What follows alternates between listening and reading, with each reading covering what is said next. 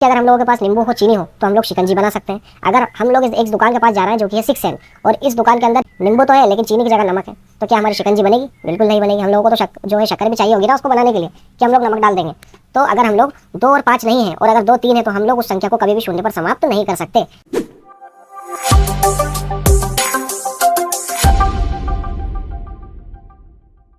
Hello दोस्तों, स्वागत करते हैं आपका एक नई वीडियो में। और आज की ये क्लास बहुत ही ख़ास होने वाली है क्योंकि कल की क्लास के अंदर हम लोगों ने जो पिछली क्लास थी, पिछली क्लास के अंदर हम लोगों ने जो कंसेप्ट हैगा हमारे पहले चैप्टर की प्रश्नावली 1.1 का, है ना, 1.1 का जो भी कंसेप्ट हैगा वो हम लोगों ने कल समझ लिया था। अब अगर हम लोगों ने कंसेप्ट समझ लिया है तो हम अब जो क्वेश्चंस हैं, ठीक है, मेन जो क्वेश्चंस हैं उनको हम लोग बनाएंगे इस वाली वीडियो में। क्योंकि क्वेश्चंस अगर आपने एक बार कंसेप्ट को समझ लिया अच्छे से तो क्वेश्चंस आपके फटाफट से बन जाएंगे, है ना। तो कंसेप्ट समझने के बाद क्वेश्चंस किस प्रकार से बनाना पड़ता है आपको, वही आज की इस वीडियो में हम लोग सीखेंगे। और साथ में जो है हम लोग कुछ अलग अलग टाइप के अलग अलग नए नए सवाल को बनाएंगे। और जो भी आपकी प्रश्नावली 1.1 है इसको हम लोग फटाफट से सॉल्व करेंगे। और इसके साथ साथ कुछ उदाहरण के सवाल भी मैंने लिए हैं जो कि आपके एग्ज़ाम के पॉइंट ऑफ व्यू से वेरी वेरी वेरी इंपॉर्टेंट है। तो मैं जितने भी क्वेश्चंस आज की इस वीडियो में कराऊँ, ठीक है, आपको मैं प्रश्नावली के क्वेश्चन करवाऊँगा, प्लस आपको थोड़े से जो है मैं अपने जो उदाहरण वाले रहते हैं ना, उदाहरण वाले जो रहते हैं तो वो भी मैं आपको आज की इस वीडियो में कराऊंगा। तो दोनों टाइप के क्वेश्चन आपको अच्छे से देखना है, अच्छे से प्रैक्टिस करना है। जो भी मैं आपको होमवर्क दूं या फिर मैं आखिरी में जो भी पीपीटी के ऊपर मैं आपको होमवर्क के अंदर जो भी क्वेश्चंस मैं आपको करके दूं उसका आप आंसर निकाल के कमेंट सेक्शन में उसका कमेंट कीजिएगा, तो जिससे आपको भी कॉन्फिडेंस बढ़े और आपकी भी प्रैक्टिस होती रहे, ठीक है। तो फटाफट से बिना कोई वक्त ज़ाया करे फटाफट से वीडियो को करते हैं स्टार्ट। तो सबसे पहला दोस्तों हम लोग पुरानी वीडियो का रिकैप कर लेते हैं कि पिछली वीडियो में हम लोगों ने पढ़ा क्या क्या था, है ना। तो पिछली वीडियो में दोस्तों हम लोगों ने पढ़ा था वास्तविक संख्या, है ना। वास्तविक संख्या के बारे में हम लोगों ने पढ़ा था। वास्तविक संख्याएं,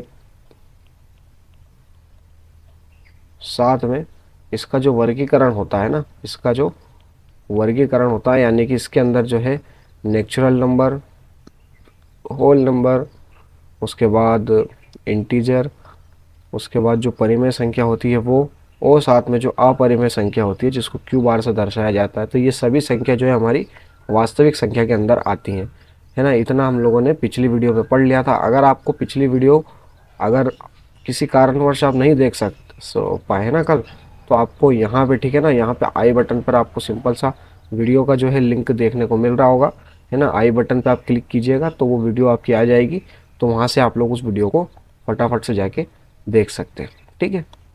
एक चीज़ हम लोगों ने, एक कंसेप्ट को हम लोगों ने पढ़ा था, जो कि पढ़ा था हम लोगों ने एचसीएफ और एलसीएम किस प्रकार से निकाला जाता है ना। एचसीएफ और एलसीएम किस प्रकार से निकाला जाता है ये भी हम लोगों ने पढ़ा था। तो एलसीएफ निकालने के लिए, ठीक है, एचसीएफ निकालने के लिए हम लोगों ने क्या करा था, सबसे पहली स्टेप रहेगी गुणनखंड करना है आपको।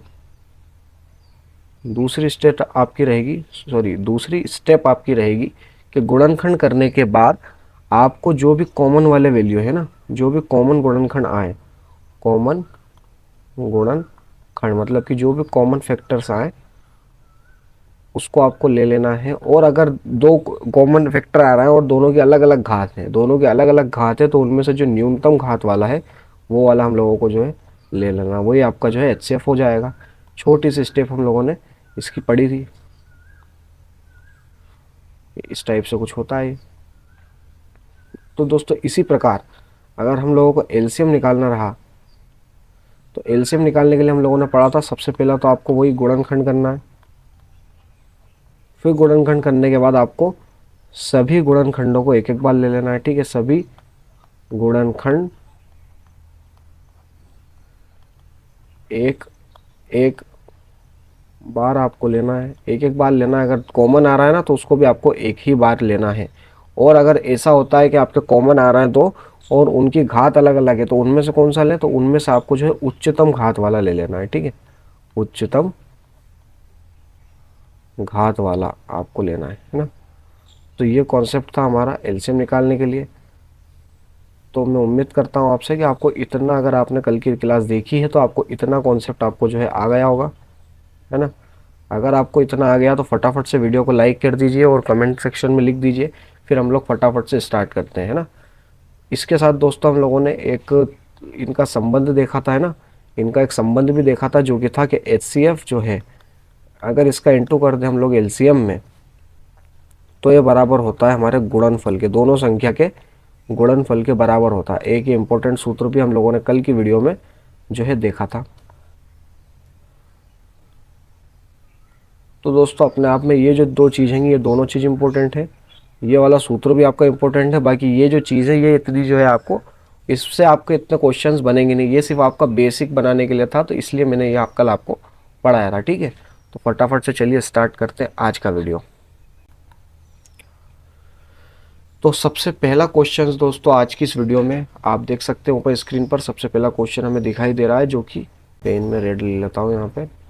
आपकी जो अभाज्य गुणनखंड विधि है उसके द्वारा आपको निम्नलिखित पूर्णांकों का आपको HCF और LCM को ज्ञात करना है ना। तो ये तीन तीन आपको जो है यहाँ पे जोड़े दे रखे हैं, गुणांक दे रखे हैं।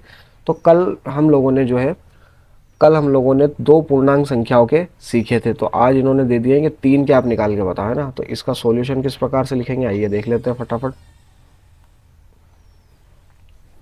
तो अगर हम लोगों को तीन संख्या आ जाए, जैसे इस केस में हम लोगों को एक तो दे रखी है 12, तो आपको तीनों का अलग अलग एलसीएम निकाल देना है। जैसे सबसे पहले हम लोग 12 का निकालेंगे, तो 12 का जो है फैक्टर अगर हम लोग करेंगे, इसका गुणनखंडन करेंगे, तो गुणनखंडन करेंगे तो दो से सबसे पहले इसको काटेंगे, तो यहाँ पे आ जाएगा जो है 6। फिर हम लोग इसको वापस 2 से काट देंगे, तो यहाँ पे आ जाएगा 3। फिर वापस इसको हम लोग जब 3 से काटेंगे तो यहाँ पे आ जाएगा 1। मतलब कि 12 का जो गुणनखंड है वो आ गया 2 की पावर 2 प्लस, सॉरी प्लस नहीं, गुणित 3। ये आपका 12 का आ गया। इसी के साथ आपको 15 का कर लेना है, यहाँ पे मैं 15 का आपको करके बता रहा हूँ। 15 का गुणनखंड जब आप करोगे तो 3 से काटोगे तो 5 आएगा, फिर आप इसको 5 से काटोगे तो यहाँ पे 1 आ जाएगा, ठीक है। तो इस प्रकार से आपका जो 15 का गुणनखंड है वो आपका आ जाएगा यहाँ पे 3 × 5, ठीक है। बहुत ही आसान सा सवाल है दोस्तों। इसी प्रकार अगर हम लोग 21 का करें, तो 21 का सबसे पहले हम लोग 3 से करते हैं तो 7 आएगा, फिर 7 एक अभाज्य संख्या, तो 7 का 7 से ही कटेगा, तो यहाँ पे 1 आ जाएगा। तो अगर हम लोग 21 का गुणनखंड करें तो यहाँ पे आ जाएगा 3 × 7। यहाँ तक क्लियर है दोस्तों? यहाँ तक अगर आपको क्लियर है तो आगे बहुत ही आसान जो है काम होने वाला है, ठीक है। यहाँ तक याद होना चाहिए आपको बस। इसको थोड़ा सा मैं जमा देता हूँ यहाँ पे इस प्रकार से, ठीक है दोस्तों। फटाफट से आगे बढ़ते हैं। अब जरा आप लोग यहाँ पे गौर करना है ना, यहाँ पे गौर करना इन दो तीनों के अंदर, ठीक है। पहले हमने जब 2 का करा था तो 2 का कॉमन लिया था, जैसा कि आप देख सकते हैं यहाँ पे ये जो रूल है ये आपकी 2 4 6 10 कितनी भी संख्या हो, रूल जो है यही लगेगा। तो अगर हम लोगों को HCF निकालना है तो हम लोगों को जो भी गुणनखंडन निकले हैं सभी के, उन गुणनखंडन में से जो कॉमन गुणनखंड है वो हम लोगों को ले लेना है। तो इन तीनों में कौन सा कॉमन है, तो आप देख सकते हैं तीनों के अंदर इसमें भी 3 है, इसमें भी 3 है और इसमें भी 3 है। तो इसका मतलब क्या हो गया, तो इसका मतलब हो गया कि जो आपका HCF है ना, जो भी आपका HCF है HCF, वो आपका यहाँ पे हो जाएगा 3, ठीक है। इतना आसान है ये। उसके बाद अगर हम लोगों को LCM निकालना, तो LCM निकालने के लिए सिंपल सा क्या रूल था हमारा, LCM निकालने के लिए रूल है कि गुणनखंडों में से जो भी सभी गुणनखंड हैंगे उन्हें आपको एक एक बार ले लेना है, और अगर कोई डबल आ रहा है तो उसकी उच्चतम घात ले लेना है। तो इसके अंदर सबको हमको एक एक बार लेना है। जैसे सबसे पहला इसके अंदर 2 देखने को मिल रहा है तो 2 की पावर 2 ले लेना है, इंटू 3 हम लोगों को देखने को मिल रहा है, भले कॉमन लिखे, आपको एक ही बार लेना है इसको। उसके बाद आपको 5 भी देखने को मिल रहा है तो 5 हम लोग ले लेते हैं, सिंपल सा, है ना। तो हम लोगों ने यहाँ पे 2² इंटू 3 × 5 × 7, तो इस प्रकार से हम लोगों ने ले लिए। अगर हम लोग इसका देखें तो ये हो जाएगा 4 4 3 12 12 5 60 और 60 7 ये हो जाएगा आपका टोटल 420, है ना। 420 इसका आपका आंसर हो जाएगा। तो फटाफट बताइए दोस्तों, क्या यहाँ तक आपको क्लियर है? फटाफट बताइए कि यहाँ तक आपको क्लियर है, फिर हम लोग आगे बढ़ते हैं फटाफट से। क्लियर है यहाँ तक आपका? Very good. तो आगे बढ़ते हैं हम लोग फटाफट से। यहाँ पे सबसे पहले एक लाइन खींच लेते हैं हम लोग डिवीज़न के लिए। यहीं पर ही हम लोग अपना दूसरा क्वेश्चन करेंगे। चलिए तो फटाफट से हम लोग सॉल्यूशन दूसरे का सॉल्यूशन लिख लेते हैं। ये पहला हमारा जो है यहाँ पे हल हो चुका है। अब हम लोग यहाँ पे जो है दूसरा जो है हल करने जा रहे हैं अपना। तो दोस्तों इसमें भी सेम चीज़ें दे रखी है। इसमें हम लोगों को जो है 17, 23 और 29 का हम लोगों को जो है निकालना है ना। अब दोस्तों इस क्वेश्चन में खास बात यह है कि जो आपकी 17 है, जो आपकी 23 है और जो आपका 29 है, ये तीनों जो है अभाज्य संख्याएं है ना।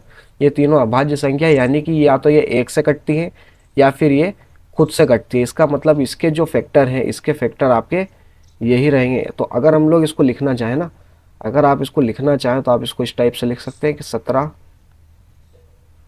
इंटू 1 है ना। एक लिख सकते हैं आप लोग यहाँ पे 23 इंटू 1 और इसको लिख सकते हैं आप लोग 29 इंटू 1। इस टाइप से आप लिख सकते हैं। तो दोस्तों अगर हम इनमें कॉमन फैक्टर देखेंगे तो वो हमारा 1 है। तो इसका जो HCF वो तो हो जाएगा 1 है ना। और ये बात आपको याद रखना है कि अगर किसी भी संख्या में कोई भी अगर इसके फैक्टर भी अगर हम लोग कर दें और अगर इसमें हमें कोई भी कॉमन नहीं दिखे तो सबके अंदर एक तो कॉमन रहता ही है, तो उसका HCF जो है 1 हो जाएगा है ना। इस प्रकार से हो जाएगा। उसके बाद एलसीएम की अगर हम लोग इसकी बात करें तो एलसीएम हम लोग कैसे निकालेंगे, सेम हैगा इसका 17, 23 और 29 का आपको सिंपल सा इंटू कर देना है ना। तो मैं यहाँ पे फटाफट से इसको कर दूंगा इंटू इसका। तो दोस्तों इसका जो फाइनल आंसर है वो आएगा आपका 1133,9। ठीक है, इस टाइप से आपका आ जाएगा। ये बहुत बड़ा आएगा क्योंकि एलसीएम आपका बड़ा आ सकता है लेकिन जो एचसीएफ है वो आपका हमेशा छोटा ही आएगा। ठीक है, तो इस चीज़ का आपको ध्यान रखना है। तो बताइए क्या आपको यहाँ तक क्लियर है। ठीक है, ये वाला ही मेरे हिसाब से आपको ज़्यादा टफ नहीं लगा होगा। इसका भी हम लोगों ने एचसीएफ निकाला, उसके बाद फिर हम लोगों ने जो है इसका एलसीएम निकाला यहाँ पे। फटाफट से दोस्तों नेक्स्ट वाला देखेंगे है ना। नेक्स्ट वाला हम लोग इधर कर लेंगे। यहाँ पे इसका सॉल्यूशन कर देते हैं सिंपल सा, जो कि हमारा थर्ड वाला है।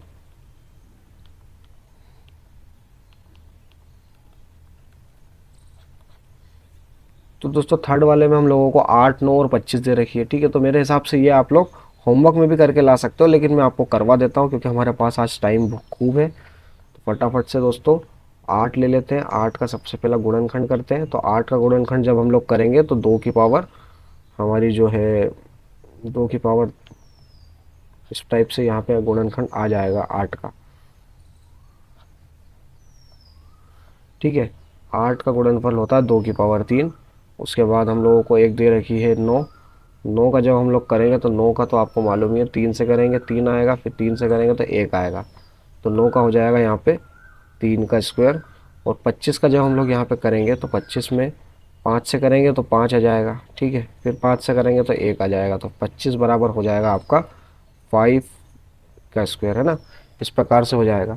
तो मैंने अभी आपको क्या बताया कि अगर किसी में आपको कॉमन कुछ नहीं दिखे तो आपको एक उसका एचसीएफ हो जाएगा है ना। कुछ भी अगर कॉमन नहीं है तो यहाँ पे एक तो चलेगा ही सही सब में। ये देख सकते हैं इस सब में एक तो चलेगा ही सही इंटू में। तो बस आप उस एक को ही कॉमन ले लो है ना। उस एक को ही हम लोगों को क्या ले लेना है, कॉमन इन सब में ले लेना है।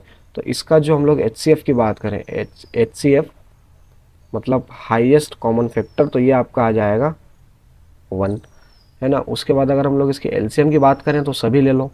तो 2 की पावर 3 इंटू 3 की पावर 2 इंटू 5 की पावर 2, यही है इनमें। ठीक है, ये और ये ले लेंगे हम लोग। एक को लेने से कोई मतलब ही नहीं, क्योंकि एक का आप किसी भी संख्या में अगर गुणा करोगे तो उस संख्या का कुछ फर्क पड़ना नहीं है। तो इसको फटाफट से करेंगे सोल्व। तो इसको जब सोल्व करेंगे तो 8 इंटू 9 इंटू 25, ठीक है, इस टाइप से हो जाएगा।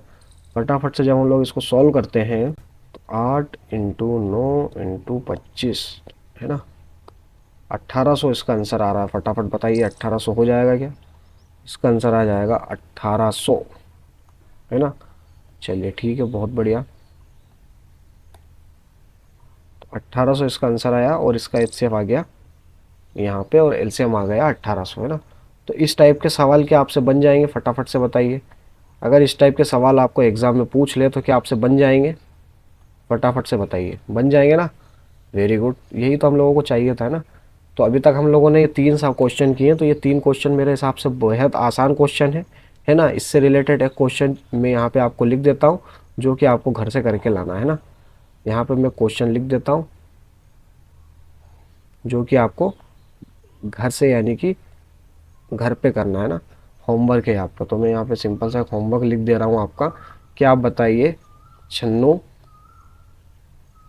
120 और 96 का हो गया, 120 का हो गया, और उसके बाद हम लोग 21 ले लेते हैं, ठीक है। तो ये 3 संख्या आएंगी, इन 3 संख्या का आपको जो है एलसीएम, एचसीएफ, और इन तीनों संख्या का आपको सिंपल सा एलसीएम निकालना है, ठीक है, एचसीएफ निकालना है। तो ये आपको होमवर्क के लिए क्वेश्चन है, तो मैं इसको यहाँ पे इस टाइप से बंद कर रहा हूँ। तो ये आपको होमवर्क में करना है आपको घर में, और इसका जो आंसर है वो आपको यहाँ पर आपको कहीं पर क्विज दिख रहा होगा, है ना, यहाँ पर आपको क्विज दिख रहा होगा कहीं पर। तो वो क्विज में आपको इसका जो सही आंसर है, ठीक है, अभी आपको यहाँ पे एक क्विज दिख रहा होगा, उसके अंदर आपको लिख देना है। अगर आपका आंसर क्विज के अंदर सही आता है तो समझ लीजिए कि आपको ये वाला जो कॉन्सेप्ट है ये पूरा आपको अच्छे से याद हो गया। फटाफट से नेक्स्ट क्वेश्चन देखेंगे। अगला क्वेश्चन जो है हमारा, वो हमारा प्रश्नावली 1.1 का चौथा सवाल है, और इसके अंदर हम लोगों को एक एचसीएफ दे रखा है, यानी कि इसका और इसका हम लोगों को जो है एचसीएफ दे रखा है, और एलसीएम हम लोगों को इसका और इसका ज्ञात करना है ना। जब भी इस प्रकार लिखा रहे ना, इस प्रकार लिखने का मतलब है कि एचसीएफ हैगा इन दो संख्या का, और इस तरीके से लिखा हो तो आपको समझना है कि इन दोनों संख्या का ही आपको एलसीएम बताना है। तो इसका सोल्व कैसे होगा देखते हैं फटाफट से। तो इसका सॉल्यूशन अगर हम लोग देखें तो सबसे पहला तो एचसीएफ लिख लेते हैं ना। एचसीएफ हम लोगों को दे रखा है, दो संख्या है 306, ठीक है। इसके अनुसार हमारी दो संख्या है, जो कि एक हैगी आपके 306 और एक हैगी हमारी 657। तो इसका हम लोगों को गिवन एचसीएफ दे रखा है। एचसीएफ हम लोगों का 9 है। हम लोगों को जो है एलसीएम जो है इसका वो ज्ञात करना है ना, एलसीएम ज्ञात करना है। तो किस प्रकार से ज्ञात करेंगे, हम लोगों ने एक सूत्र पढ़ा था, है ना, कल एक सूत्र पढ़ा था, जो कि इस वाली स्लाइड में आप देख सकते हैं, ये रहा वो सूत्र, ये वाला सूत्र हम लोगों ने पढ़ा था। तो इसका अब जो है यूज़ होने वाला है। ये सूत्र क्या कहता है, सूत्र कहता है कि एचसीएफ गुणित एलसीएम बराबर गुणनफल, है ना। ये हमारा सूत्र है। इसको हम लोग डिब्बे में बंद कर देते हैं, सिंपल सा सूत्र को हमेशा डिब्बे में बंद कर देंगे हम लोग इस प्रकार से। तो अगर हम लोग इस सूत्र को देखें, हम लोगों को एचसीएफ गिवन है, हम लोगों को एलसीएम निकालना, तो सिंपल सा एलसीएम बराबर हो जाएगा जो भी गुणनफल आए, है ना, जो भी गुणनफल हो उसके डिवाइड में आप लोग एचसीएफ कर दो, तो आपका आंसर आ जाएगा, है ना, एलसीएम आ जाएगा आपका। तो फटाफट से एलसीएम लिख देते हैं। तो दो संख्या हमारी दे रखी है, जो कि होगी 306 गुणित 757, और डिवाइड के अंदर हम लोगों को दे रखा है 9, है ना। तो बस इसका हम लोगों को कर देना फटाफट से। तो मेरे हिसाब से अपन इसको इधर जो है काट सकते हैं ना, इसको 7 5 12 6, ठीक है, इससे हम लोग काट देते हैं फटाफट से। तो ये गया 3 बार में, और ये गया हमारा 2 1, और 1 के बाद 2 इधर दे दिया, तो 27 गया 9 बार में। इस प्रकार से हो जाएगा ये। फिर से काट सकते हैं ये 3 से, और ये वापस से गया हमारा 21 आता है 7 बार में, और ये आता है हमारा जो कि है 3 बार में, ठीक है। तो हम लोगों ने इतना काट के इसको थोड़ा सा आसान बना लिया। अब हम लोगों को सिर्फ 306 का हम लोगों को इंटू करना है, किसमें, 73 में। फटाफट से कर देंगे। तो 3 छंग 18, 18 का 8, 8 से लिए 1, ठीक है। 3 का 0 में करा तो 0 आएगा, और 1 कैरी रहेगा, तो यहाँ पे हम लोग 1 ले लेंगे। फिर 3 इंटू 3 हो जाएगा 9। फिर हम लोग इसको 7 से करेंगे, तो 7 छंग 42 का 2, हासिल आ गया 4। फिर यहाँ पे 4 बचेगा। फिर 7 का हम लोग 3 में करेंगे, तो 7 3 21 होता है। इस प्रकार से हम लोग कर देंगे, तो ये हो जाएगा 8 3 9, और इसका जब हम लोग करेंगे, है ना,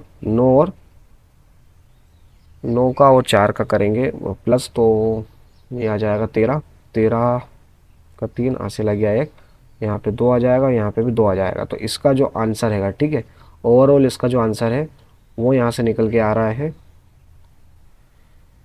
इसको मैं पूरा को इरेज कर देता हूँ। ओवरऑल जो इसका आंसर है एलसीएम वो बराबर आ रहा है 2 2 3 3 और 8 के। इस टाइप से आप लोग इन क्वेश्चंस को कर सकते हैं बिल्कुल, ये आपका आंसर हो जाएगा एलसीएम बराबर। तो इस टाइप के क्वेश्चन अगर आपको एग्जाम में पूछ ले तो आपको यही वाला सूत्र याद रखना है ना। अब आपको इसमें से कोई भी दो चीज़, सूत्र के अंदर कोई भी आपको दो चीज़ दे देगा, या तो गुणनफल दे देगा, एलसीएम दे देगा, आपको एचसीएफ निकालना रहेगा, या फिर आपको एचसीएफ दे देगा, गुणनफल दे देगा, और आपको गुणनफल नहीं, दो संख्या दे देगा, उसका गुणनफल आप खुद निकाल लेंगे। तो आप लोग एलसीएम निकालना पड़ेगा, जैसा अभी हम लोगों ने किया, या फिर एलसीएम दे देगा, है ना, एचसीएफ दे देगा तो आपको ये सॉरी एलसीएम दे देगा और गुणनफल दे देगा तो आपको यहाँ पे एलसीएम। तो ये दो टाइप के आपके यहाँ पे क्वेश्चन बनते हैं। तो ये दो टाइप के क्वेश्चन बहुत ही इंपॉर्टेंट क्वेश्चन है अपने आप में, तो आप इनको फटाफट से करिएगा, है ना। नेक्स्ट चलते हैं, पांचवा क्वेश्चन बेहद आसान क्वेश्चन है, लेकिन आपको इसके लिए थोड़ा सा कंसेप्ट आपको समझना पड़ेगा, और ये बहुत इंपॉर्टेंट क्वेश्चन है अपने आप में, क्योंकि ये पूछा जाता है और ये थोड़ा सा कंसेप्ट इसके अंदर हम लोगों को लगाना पड़ेगा, इसलिए थोड़ा सा जो है आपके लिए टफ बनता है। क्वेश्चन पूछा जा रहा है दोस्तों कि जांच कीजिए कि किसी प्राकृत संख्या n, है ना, किसी प्राकृत संख्या n, किसी प्राकृत संख्या n के लिए संख्या 6 की पावर n 0 पर समाप्त हो सकती है क्या। आपसे पूछा है कि आप जांच कीजिए, ठीक है, आप खुद इसको चेक कीजिए कि क्या कोई भी इस प्राकृत संख्या n के लिए 6 की पावर n 0 पर समाप्त हो सकती है ना। तो कहना चाह रहा है कि जो 6 की पावर n है वो आपकी, अगर हम लोग n बराबर 1 रखें, n बराबर 2 रखें, n बराबर 3 रखें, ऐसे करके हम लोग रखते जाएं, जितनी भी प्राकृत संख्या हम लोग इसके अंदर रख दें, ठीक है। प्राकृत संख्या हमारी 1 2 3 यहाँ से हमारी इन्फिनिटी तक होती है, ठीक है, ये हमारी प्राकृत संख्या होती है। तो प्राकृत संख्या हम लोग n की जगह रख दें तो कब इसका जो मान है वो 0 पर समाप्त हो जाएगा। जैसे हम लोग 6 की पावर 1 निकालेंगे तो 6 आ जाएगा, 6 की पावर 2 निकालेंगे तो 36 आ जाएगा। इसी प्रकार से हम लोग आगे निकालते जाएंगे तो कौन सा वो पावर है जो कि 0 पर समाप्त होगा, 0 पर समाप्त होगा, है ना। तो ये जो क्वेश्चन है ये अपने आप में बहुत ही इंपॉर्टेंट क्वेश्चन है और बहुत ही कंसेप्चुअल क्वेश्चन है। इसके अंदर आपको एक छोटा सा कंसेप्ट अगर याद है तो आप इस पूरे क्वेश्चन को आसानी से कर पाएंगे। कंसेप्ट क्या है तो मैं थोड़ा सा आपको बता दे रहा हूँ, मैं ये पूरा अभी के लिए इरेज कर दे रहा हूँ, है ना। देखिए, तो सबसे पहला अगर हम लोग इसमें समझे कि कौन सी वो संख्या है ना, कौन सी संख्याएं 0 पर समाप्त होती हैं, ठीक है। अगर हम लोग ये देखें इसमें कि कौन सी संख्या है जो 0 पर समाप्त होती हैं, तो आप फटाफट बताइए कौन कौन सी संख्या है जो 0 पर समाप्त होती है ना। तो आप बताएंगे क्या, 10 20, फिर उसके बाद 30, उसके बाद फिर 40, उसके बाद फिर 50, उसके बाद चलते चलते चलते चलते आगे गए तो 100, है ना, ये भी होती है। फिर आगे चल के और भी संख्या आएंगी, ठीक है, बहुत सारी संख्या आ जाएंगी, लेकिन हम लोग कुछ संख्या ये वाली ले लेते हैं ना, कुछ हम लोग इस टाइप की अभी संख्या ले लेते हैं ताकि हम लोग इसको कर पाए ना। तो अगर हम लोग 10 को देखें तो 10 के जो गुणनखंड होते हैं अगर आप लोग करोगे तो वो हो जाएगा 2 गुणित 5। 20 के अगर आप लोग गुणनखंड करोगे तो ये हो जाएगा 2 की पावर 2 इंटू 5। 30 के जब आप लोग गुणनखंड करोगे तो ये हो जाएगा 2 इंटू 3 इंटू 5, इस टाइप से हो जाएगा। 4 के अगर आप लोग 40 के अगर आप लोग गुणनखंड करोगे तो ये हो जाएगा आपका जो है 2 की पावर 3 गुणित 5। 50 का जब आप लोग करोगे तो ये क्या हो जाएगा आपका, फटाफट बताइए 50 का क्या हो जाएगा, बिल्कुल 2 इंटू 5 की पावर 2, ये हो जाएगा। अगर 100 का आप लोग करोगे तो 100 का जो हो जाएगा वो हो जाएगा आपका 2 इंटू 2 इंटू 5 इंटू 5, यानी कि 2 की पावर 2 और 5 की पावर 2, इस टाइप से ये हो जाएगा। तो मैं आपसे ये कहता हूँ कि इन सब के अगर हम लोग गुणनखंड ध्यान से देखें तो इन सब के गुणनखंड में एक चीज़ आपको कॉमन देखने को मिल जाएगी जो कि है 2 और 5, है ना, 2 5। इसके अंदर भी 3 भी है लेकिन 2 5 सबके गुणनखंड में कॉमन है, चाहे उसकी पावर कुछ भी हो लेकिन सबके गुणनखंड में आप देखिए, चाहे पावर इसमें अलग अलग हो लेकिन 2 और 5 ये जो गुणनखंड का हिस्सा है ये आपको हर उस संख्या के गुणनफल में देखने को मिल जाएगा जो कि शून्य पर समाप्त होती है। तो जो शून्य पर समाप्त होती है उस संख्या के गुणनफल के अंदर, उस संख्या के गुणनखंड के अंदर, गुणनखंड के अंदर फैक्टर्स के अंदर आपको जो है 2 इंटू 5 यानी कि 2 गुणित 5 आपको देखने को मिलेगा, 2 और 5 आपको देखने को मिलेंगे। तो अगर आपको ये कंसेप्ट याद है ना, ये कंसेप्ट अगर आपको याद है तो हम लोग फटाफट से इस क्वेश्चन को जो है सॉल्व कर सकते हैं। तो इसको अब हम लोग हल लिखेंगे कैसे, ये हम लोग समझते हैं फटाफट से कि हल किस प्रकार से लिखा जाए इसका। तो फटाफट से इसको हम लोग देख लेते हैं। तो अब बोर्ड में आप लोगों को इस क्वेश्चन आ जाए तो इसका सॉल्यूशन आप लोग किस प्रकार से लिखेंगे, आइए देखते हैं। सबसे पहले आप लोग लिखेंगे कि 6 की पावर n के गुणनखंड, 6 की पावर n का गुणनखंडन, ठीक है, गुणन सॉरी 6 की पावर n को गुणन खंडित करने पर, गुणन खंडित करने पर 6 की पावर n को जब हम गुणन खंडित करेंगे तो दोस्तों 6 का गुणनफल आपको मालूम है क्या होता है, गुणनखंड इसका 2 इंटू 3, यही होता है ना। तो अगर यहाँ पे n लग गया तो यहाँ पे भी n लग जाएगा इस प्रकार से, ठीक है। तो इसका मतलब ये हो जाएगा कि 6 की पावर n का जो गुणनखंड है वो आ जाएगा 2 की पावर n इंटू 3 की पावर n। यहाँ तक आपको क्लियर है, फटाफट बताइएगा, यहाँ तक आपको क्लियर है, ठीक है। या इसका जो है गुणनखंड हो जाएगा। अब ये क्या कहना चाह रहा है ये गुणनखंड, तो इसका मतलब ये है कि अगर आप लोग 6 की पावर यहाँ पे 1 रखोगे तो यहाँ पे 2 की पावर 1 हो जाएगी और 3 की पावर 1 हो जाएगी, मतलब आपका जो इसका जो भी हल है वो आ जाएगा 6, ठीक है, ऐसा हो जाएगा। अगर आप लोग 2 की पावर 2, 6 की पावर 2 रख दें, यहाँ पर n की जगह 2 रख दें तो इसकी भी पावर 2 हो जाएगी और इसकी भी पावर 2 हो जाएगी, मतलब ये हो जाएगा आपका 4 इंटू ये स्क्वायर है, ठीक है। तो यहाँ पे हो जाएगा आपका 4 इंटू 9 यानी कि 36। इसी प्रकार आप अगर इसकी पावर 3 कर देंगे तो यहाँ पे भी हो जाएगा 3 और यहाँ पर भी हो जाएगा आपका 3। तो यहाँ पे ये हो गया आपका 8 और यहाँ पे हो गया आपका 27। तो अगर हम लोग इसको करें तो ये मतलब इस प्रकार से आपका चलता जाएगा। इसको अगर मैं थोड़ा सा सॉल्व करूँ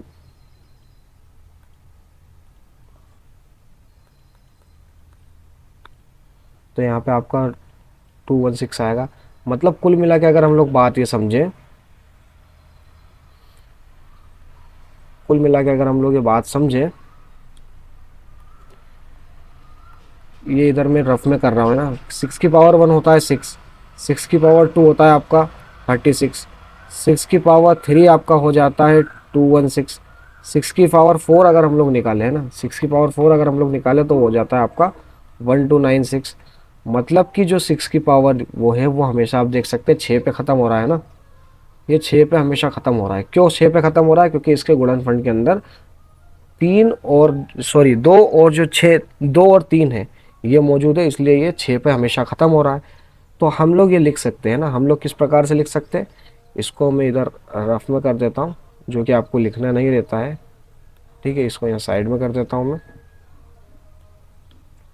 तो अब आपको आगे किस प्रकार से बढ़ना है इस क्वेश्चन में, आपको लिखना है चूंकि 6 की पावर n में 2 के गुणनखंड में के गुणनखंड में 2 उपस्थित है, 2 उपस्थित है, परंतु क्या है, परंतु 5 उपस्थित नहीं है। हम लोग तो सिर्फ 2 और 5 देखते हैं भाई, है ना, 3 हो, 7 हो, 5, 4 हो, किसी से हमको कोई मतलब नहीं।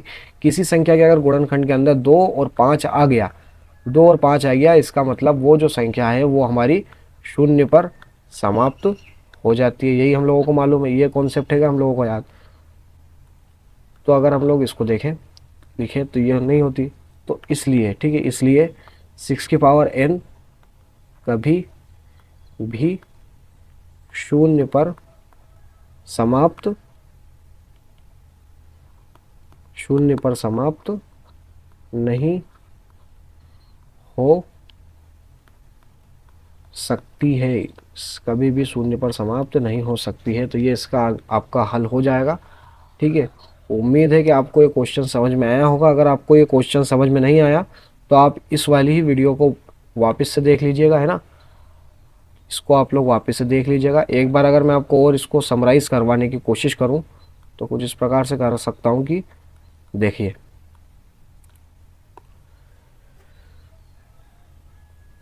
2 3 ये हमारे इसके अंदर रहेंगे और हम लोगों को चाहिए था 2 और 5, क्योंकि अगर 2 और 5 आ जाए इसका मतलब वो संख्या जो है वो शून्य पर समाप्त हो सकती है। ठीक है, ये इसका मतलब है। मतलब कि अगर हम लोगों के पास नींबू हो, चीनी हो, तो हम लोग शिकंजी बना सकते हैं। अगर हम लोग इस एक दुकान के पास जा रहे हैं जो कि है 6 और इस दुकान के अंदर नींबू तो है लेकिन चीनी की जगह नमक है, तो क्या हमारी शिकंजी बनेगी? बिल्कुल नहीं बनेगी। हम लोगों को तो जो है शक्कर भी चाहिए होगी ना उसको बनाने के लिए, कि हम लोग नमक डाल देंगे।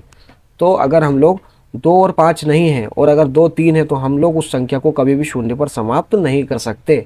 हम लोग उस संख्या को हमेशा कोई दूसरे संख्या पर जो है समाप्त होगी, जैसे कि इस केस में ये हमेशा 6 पर समाप्त हो रही थी, है ना, लेकिन शून्य पर समाप्त नहीं होगी क्योंकि इसके फैक्टर के अंदर 2 और 4 बिल्कुल भी नहीं है।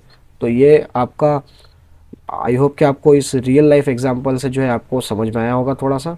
इसको मैं यहाँ से हटा देता हूँ और चलिए नेक्स्ट क्वेश्चंस की तरफ बढ़ते हैं।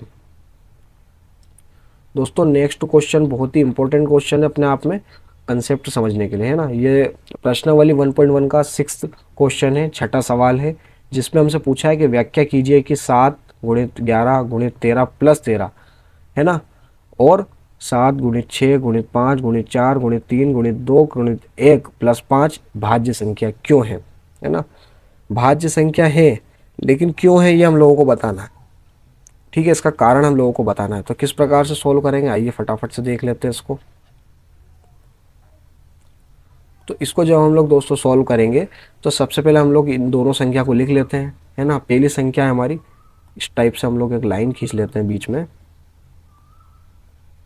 ये हम लोगों ने लाइन खींच ली और इस तरफ हम लोग लिख लेते हैं सिंपल सा 7 इंटू 11 इंटू 13 और प्लस करके 13। ठीक है, और इस तरफ हम लोगों को दे रखी है 7 into 6 into 5 into 4 into 3 into 2 into 1 plus 5। इस प्रकार से हम लोगों को दे रखी है। तो दोस्तों अगर आप लोग गौर से देखें इन दोनों को, ठीक है, गौर से जब आप लोग देखेंगे तो आपको समझ में आएगा कि एक तो प्लस में 13 है और एक यहाँ पे इसके गुणनखंड जो इधर दे रखे हम लोगों को इंटू दे रखे हैं, इसके अंदर 13 है। इसी प्रकार आप देख सकते हैं कि यहाँ पे 5 है और इसके जो गुणनखंड दे रखे हैं उसमें भी 5 है। तो यहाँ भी 5 है, यहाँ भी 5 है, यहाँ पे 13 है, यहाँ पर भी 13 है। तो क्या मैं इनको कॉमन ले सकता हूँ? बिल्कुल ले सकता हूँ। तो चलिए यहाँ से हम लोग अगर 13 कॉमन ले तो अंदर बचेगा 7 इंटू 11 प्लस यहाँ पे 13 कॉमन ले लिया तो यहाँ पे बचेगा 1। इसी प्रकार अगर मैं यहाँ पे 5 कॉमन ले लूँ तो 5 कॉमन लेने पर यहाँ पे बचेगा 7 गुणित 6 गुणित 5 तो ले लिया हम लोगों ने, 4 गुणित 3 गुणित 2, 1 को लिखूँ या नहीं लिखूँ कोई मतलब नहीं, तो मैं इसको नहीं लिखता हूँ, और प्लस करके यहाँ पे बचेगा 1, क्योंकि 5 हम लोगों ने कॉमन लिया है, 5 यहाँ बाहर आ गया। ठीक है, तो इस प्रकार से हम लोगों ने इसको एक स्टेप आगे बढ़ाया। अगली स्टेप में क्या करेंगे, जो अंदर का है इसको हम लोग हल कर देते हैं। तो ये हो जाएगा 13 और अंदर का जब हम हल करेंगे तो ये हो जाएगा हमारा 77 प्लस 1। इसी प्रकार हम लोग यहाँ पे देखें, इसको अगर हल करें तो ये हो जाएगा, इसको हल करते हैं फटाफट से। ठीक है, तो यहाँ पे ये हो जाएगा 7 गुणित 6 गुणित 5 की जगह 4 गुणित 3 गुणित 2। ठीक है, ये आ गया और प्लस करके 1। तो यहाँ पे इसका आंसर जो है 1009 आ रहा है ना, 1009 इसका आंसर आ रहा है। आप इसको खुद से सोल्व करके भी देख सकते हैं ना, लेकिन मैंने टाइम बचाने के लिए इसको अभी जो है कैलकुलेट किया है। तो डायरेक्ट मेरे पास लिखा हुआ है तो मैंने इसको आपको बता दिया है यहाँ पे। तो अगर हम लोग इसको देखें, ठीक है, इसको अगर हम लोग देखें तो ये हो जाएगा हमारा 13 गुणित 78, है ना, और ये यहाँ पे हमारा ये वाला हो जाएगा 5 गुणित 109। तो आप जब इनको देखेंगे, ठीक है, यहाँ पे जब आप लोग इनको देखेंगे तो 13 और गुणित 178 यानी कि किसी चीज़ के इंटू में है ये। इसका मतलब इसको अगर हम लोग काटेंगे आगे चल के तो ये 13 से कट सकता है, मतलब भाज्य संख्या है। इसी प्रकार इसको जब हम लोग आगे चल के काटेंगे तो ये भी 5 से कट सकता है, क्योंकि इसके जो गुणनखंड है ये दो इसका गुणनखंड मान लीजिए, तो इसके गुणनखंड के अंदर 5 है और ये एक अदर संख्या है, तो 5 है ना, मतलब दो चीज में हम लोगों ने उसको भाज्य कर रखी है, इसका मतलब क्या है, ये दोनों भाज्य संख्या है। अर्थात हम लोग इनको लिख सकते हैं, क्या लिख सकते हैं हम लोग, इसको इस प्रकार से हम लोग लिख सकते हैं कि 7 गुणित 11 गुणित 13 प्लस 13 और 7 गुणित 6 गुणित 5 गुणित 4 गुणित 3 गुणित 2 गुणित 1 प्लस 5 भाज्य संख्याएं हैं। ठीक है, दैट्स इट। ये हम लोगों को लिख देना है। इसका कारण हम लोगों ने यहाँ पे दे दिया, आप देख सकते हैं ये कारण हैगा इसका कि ये भाज्य संख्या क्यों है, तो ये देख सकते हैं ये अलग अलग गुणनखंडों में गुणनखंडित हो रही है, इसलिए ये भाज्य संख्या है ना। अभाज्य होती तो ये टूटती नहीं, एक ही रहती, लेकिन ये तो भाज्य, मतलब मेन जो संचय बना हुआ था ये प्लस का था यहाँ पे, तो इस प्लस को हम लोगों ने कॉमन लेके और सॉल्व करके कर दिया। बहुत आसान सा सवाल था दोस्तों, है ना। इसको आप लोग एक बार फिर से देखिएगा, ठीक है। तो दोस्तों अब हमारे प्रश्नावली के जो टोटल 7 क्वेश्चन है हमारी, तो 7 में से हम लोगों ने जो है 6 क्वेश्चन कर दिए हैं। 2 क्वेश्चन हम लोगों ने कल करे थे, बाकी के जो 4 क्वेश्चन है वो हम लोग अभी इसी स्लाइड में किए हैं। ये देख सकते हैं ये चारों क्वेश्चन है। बाकी के जो क्वेश्चन है ना, बाकी के जो क्वेश्चन है ये आप लोगों को जो है, बाकी का क्या, आपका एक क्वेश्चन बचा जो कि वर्ड प्रॉब्लम है ना, तो ये जो हम लोग कल की जो वीडियो हम लोग बनाएंगे ना, तो देखिए आज तारीख दोस्तों है ना 23 तारीख है आज, है ना 23 तारीख है, तो हम लोग 24 की और 25 की जो है आपकी छुट्टी रहेगी। छुट्टी क्यों रहेगी, क्योंकि थोड़ा सा हम लोग बाहर रहेंगे इस दिन। बाकी आपकी 26, 27, फिर 28, फिर 29, फिर 30, ठीक है, जो भी आपकी रहेगी क्लासेस वो आपकी रेगुलर रहेगी। 2 दिन की अभी आपका जो है गैप रहेगा।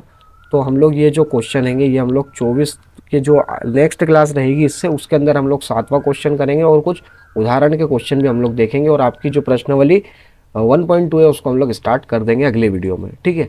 तो इस वीडियो में मेरे 2 क्वेश्चन और हैं, देख सकते हैं उदाहरण के क्वेश्चन है ना, ये उदाहरण के सवाल है, तो इनको भी मैं फटाफट से सॉल्व करवा देता हूँ आपको, है ना।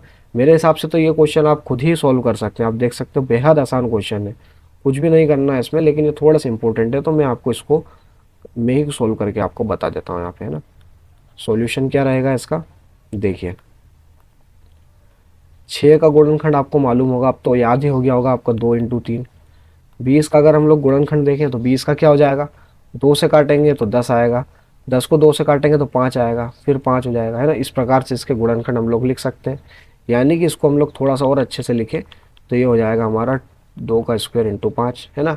अभी हम लोगों ने देखे थे इसके गुणनखंड, तो इस प्रकार से हो जाएगा।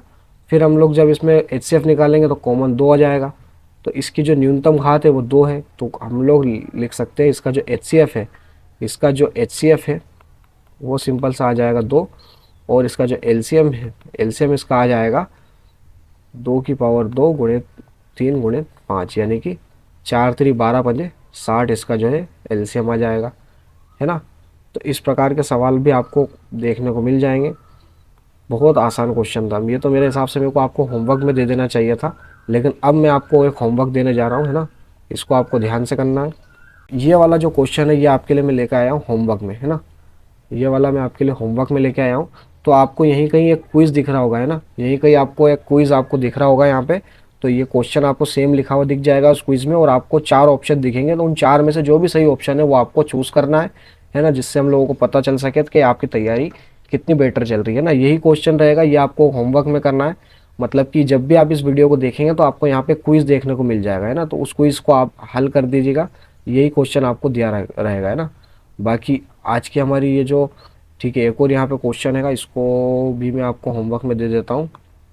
चलो इसको कर देते हैं फटाफट से ना, इसको कर देते हैं, इसका सॉल्यूशन देख लेते हैं फटाफट फटाफट करेंगे ना। तो 6 का जब हम लोग करेंगे, 6 का हो जाएगा 2 इंटू 3, ठीक है। 72 का जब हम लोग करेंगे तो 72 का 2 से कट निपटाएंगे इसको, तो यहाँ पे आ जाएगा 36, फिर 2 से काटेंगे तो यहाँ पे हमारा आ जाएगा 18, फिर 2 से काटेंगे तो यहाँ पे आ जाएगा 9, 3 से काटेंगे तो 3, और फिर 3 से काटेंगे तो 1, ठीक है। इसी प्रकार 120 का अगर हम लोग देखें तो 120 को 2 से काटेंगे तो 60 आएगा, फिर 2 से काटेंगे तो 30 आएगा, फिर 2 से काटेंगे तो 15 आएगा, फिर 3 से काटेंगे तो 5 आएगा, और फिर 5 से काटेंगे तो 1 आएगा। इस प्रकार से हो जाएगा। यानी कि दोस्तों 6 को लिख सकते हैं हम लोग 2 इंटू 3। उसके बाद 72 को हम लोग लिख सकते हैं 2 की पावर 1 2 3, यानी कि 2 की पावर 3 इंटू 3 की पावर 2। इसके बाद हम लोग 120 को क्या लिख सकते हैं, 120 को हम लोग लिख सकते हैं 1 2 3 2 की पावर 3 इंटू 3 इंटू 5। इस प्रकार से लिख सकते हैं। तीनों के अंदर अगर हम लोग कॉमन देखें ना, तीनों के अंदर कॉमन देखें तो वो आ रहा है 2 और 3, 2 भी आ रहा है और 3 भी आ रहा है। आप देख सकते हैं 2 भी यहाँ पे कॉमन आ रहा है और 3 भी यहाँ पे कॉमन आ रहा है। इस प्रकार से ये देख सकते हैं 2 भी कॉमन आ रहा है यहाँ पे और 3 भी जो है कॉमन आ रहा है। इस प्रकार से तो इसका आंसर किस प्रकार से आएगा देख सकते हैं आप लोग। तो इसका जो HCF है, HCF इसका आ जाएगा 2 गुणित 3। याद रहे न्यूनतम घात रहना है, तो 3 की न्यूनतम घात 3 है और 2 की न्यूनतम घात 2 है, तो इसका आंसर आ जाएगा 6। ठीक है, वेरी गुड। अब हम लोग एलसीएम कर देंगे फटाफट से। इसका एलसीएम में हम लोग क्या करेंगे, उच्चतम घात ले लेंगे। तो 2 की उच्चतम घात 3 है, इंटू 3 की उच्चतम घात 2 है, इंटू 5 है। तो ये हो जाएगा हमारा 8 इंटू 9 इंटू 5। तो ये हो जाएगा मेरे हिसाब से 72 बजे। इसका आंसर मैं आपको बता देता हूँ फटाफट से। 8 गुणित 9 गुणित 5, ठीक है। तो इसका आंसर आ जाएगा 360। वेरी गुड दोस्तों, 360 इसका जो है आंसर आ जाएगा, 360। तो बहुत ही बढ़िया इसका आंसर आ गया है। इसी प्रकार आपको सॉल्व करना रहते हैं ये क्वेश्चन। ठीक है, अगर 2 चीज़ कॉमन आ रही है तो उसमें आप लोग इस प्रकार से, इस कंसेप्ट को हम लोगों ने इस क्वेश्चन के जरिए सीखा कि अगर 2 चीज़ अगर आपकी आ जाए कॉमन, तो इस प्रकार से उन दोनों की न्यूनतम घात लेके उसका जो भी हल आए वो करके आप लोग HCF निकाल सकते हो। ठीक है, तो इसके अंदर भी हम लोगों ने सेम HCF निकाला 6 और इसका जो LCM है वो निकाला हम लोगों ने 360। ठीक है, ये आपका उदाहरण का क्वेश्चन था, उदाहरण नंबर 4 है आपकी बुक का। चलिए आगे बढ़ते हैं। बस दोस्तों, आज की हमारी क्लास यहीं पर ही समाप्त होती है। जितने भी क्वेश्चन है वो हम लोगों ने किए हैं। जो आपको होमवर्क दिए हैं वो बेहद आसान है, उसके भी आपको क्विज दिख गए होंगे। आप लोगों ने मेरे हिसाब से अभी तक उनके आंसर भी कर दिए होंगे। फटाफट से क्विक समरी लेते हैं। तो आज के इसके अंदर हम लोगों ने क्या किया, क्वेश्चन किए। ठीक है, क्वेश्चंस किए कौन कौन से, आपकी जो प्रश्नावली है। ठीक है, प्रश्नावली 1.1 के हम लोगों ने जो है पहला दूसरा हम लोगों ने पिछली क्लास में किया था। इसके अंदर हम लोगों ने तीसरा, चौथा, पांचवा, छठवा उदाहरण नंबर और कुछ हम लोगों ने जो है उदाहरण किए हैं। ठीक है, कुछ हम लोगों ने उदाहरण के सवाल किए हैं। एक सवाल इसके अंदर रह गया है, जो सवाल है हमारा एक वर्ड प्रॉब्लम है ना, वर्ड प्रॉब्लम है। तो उसको किस प्रकार से हल करना है, जो कि आपका क्वेश्चन नंबर 7 है आपका इस बारी प्रश्नावली का। तो उसको हम लोग नेक्स्ट वीडियो में बताएंगे आपको। ठीक है, नेक्स्ट वीडियो में हम लोग उसको बताएंगे। साथ में नेक्स्ट वीडियो में उस क्वेश्चन को करके थोड़े बहुत वर्ड प्रॉब्लम उदाहरण वाले होंगे तो वो भी आपको करवा के, ठीक है, ये 2-3 सवाल करवा के हम लोग सिंपल सा जो 1.2 है आपकी जो नेक्स्ट प्रश्नावली है, इस चैप्टर की आखिरी प्रश्नावली है, उसकी ओर बढ़ेंगे और उसके हम लोग कुछ सवाल करेंगे। तो आई होप कि आप लोगों को यहाँ तक समझ में आ गया होगा। कुछ भी चीज़ में अगर आपको प्रॉब्लम है तो आप लोग कमेंट सेक्शन में पूछ सकते हैं हम लोग, या फिर आप कोई भी सजेशन हम लोगों को देना चाहते हैं कि आप लोग किस प्रकार से वीडियो बनाएं, या जो भी आपको दिक्कत लगे वीडियो में वो आप लोग हमें सजेशन दे सकते हैं, क्योंकि आपके सजेशन से ही हम लोग बेटर बनने की कोशिश करेंगे, है ना। आप अगर सजेशन देंगे तो हम लोगों को लगेगा कि ठीक है हम लोग इस पर और ज़्यादा काम करें, है ना। तो ये हम लोग नेक्स्ट वीडियो में कर लेंगे। बाकी का जो आज हम लोगों ने पढ़ा ये तो आप लोगों को याद हो ही गया होगा, है ना। बहुत ही डिटेल में और बहुत ही डेप्थ के अंदर हम लोगों ने एक एक क्वेश्चन को अच्छे से समझा है ना।